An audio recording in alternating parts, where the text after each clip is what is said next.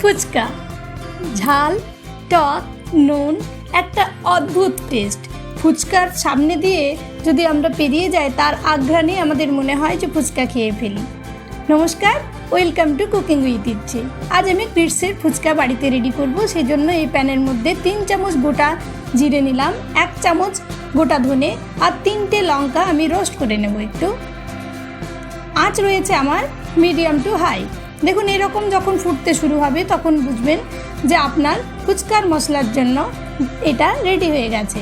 তখন মিক্সার এটাকে ঢেলে একটু ঠান্ডা হওয়ার পর এটাকে আমি শুকনো গুঁড়ো করে রাখবো, পরেও এটা কাজে লাগানো যায়। কিন্তু এবার ঈষদুষ্ণ 2 কাপ জলের মধ্যে আমি এখানে 1.5 চামচ তেঁতুল ভিজিয়ে দিলাম। আমি 25-30টার মতো ফুচকা বানাবো। দেখুন আমার আপকামিং রেসিপি মাছের চপ। রেসিপিটি পেতে হলে এক্ষুনি চ্যানেলটিকে সাবস্ক্রাইব করুন আর নোটিফিকেশনটাকে অন করে দিন, তবেই না সবচেয়ে প্রথমে আপনার কাছে চলে যাবে আমার যে কোনো রেসিপি। এবার আমি কড়াইয়ে তেল গরম করে নিয়েছি। মিডিয়াম ফ্লেমে আমি ফুচকার গ্রিটসগুলোকে এরকমভাবে ফ্রাই করে নেব। আর আজকের রেসিপিটা ভালো লাগলে লাইক শেয়ার করতে ভুলবেন না। আমি ফ্রেন্ডশিপ ডে স্পেশাল এই রেসিপিটা নিয়ে এসেছি আমার একজন ফ্রেন্ডের অনুরোধে। সে বলেছিল যে গ্রামে থাকে, তাই ফুচকা কিভাবে খেতে হবে, ওই প্রত্যন্ত এলাকাতে ফুচকা সবসময় পাওয়া যায় না, তাই আমি তার সব এরকম আমার বন্ধুদের কথা ভেবে এটা রেডি করেছি।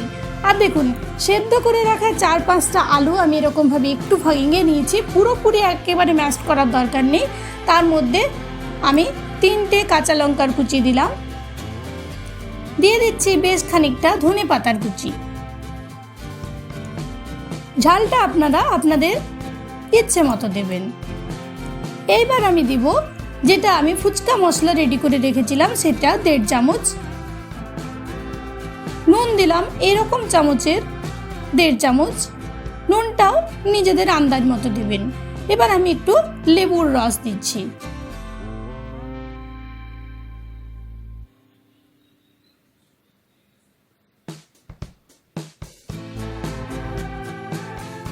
তারপর সবকিছু একবার আমি ভালো করে মিশিয়ে নেব।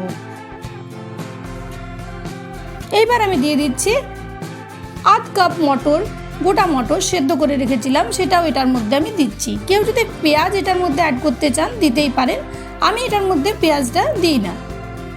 আর কয়েকটা ফুচকার যেগুলো বল আমি রেডি করে রেখেছি, গ্রিটসগুলো ভেজে রেখেছি, সেগুলোও কিছুটা আমি দিলাম। একবার আমি নুন ঝালটা দেখে নিচ্ছি। আরও একটু লেবু দেব, ফ্লেভারটা ভালো হবে। এরকমভাবে টোটাল আমি 3টে স্লাইস লেবু ব্যবহার করেছি। আপনারা আরও টক খেতে চাইলে আরও দিতেই পারেন। আরও একটু ধনেপাতা দিলাম, লঙ্কা দিলাম। লঙ্কা আমি এখানে 5টা বড় বড় লঙ্কা ব্যবহার করেছি, কাঁচা লঙ্কা। আপনারা আরও ঝাল খেতে চাইলে আরও দেবেন। এবার আমি তেঁতুলের যে ভিজিয়ে রেখেছিলাম সেই তেঁতুলটার মধ্যে দিয়ে দিচ্ছি ফুচকার মশলা 1.5 চামচ। নুন দিলাম ওই রকম ছোটো চামচের 1/2 চামচ। তারপর এরকমভাবে পুরো তেঁতুলটার মধ্যে যদি আমাদের বীজ থাকে সেটাকে এরকমভাবে ভালো করে তেঁতুলটাকে মিশিয়ে আর বীজগুলো ফেলে দিয়ে আমি একটু ধনেপাতা আর লেবুর রস দিলাম 1টা স্লাইস। এটাতে খুব সুন্দর একটা গন্ধ ওঠে, একেবারে দোকানের ফুচকার মতো। আর 2টো লেবু স্লাইস এই ফুচকার পাত্রের মধ্যে দিয়ে দিলাম। আরও 2-3টে ফুচকা এরকমভাবে আমি এটার মধ্যে মিশিয়ে নিলাম।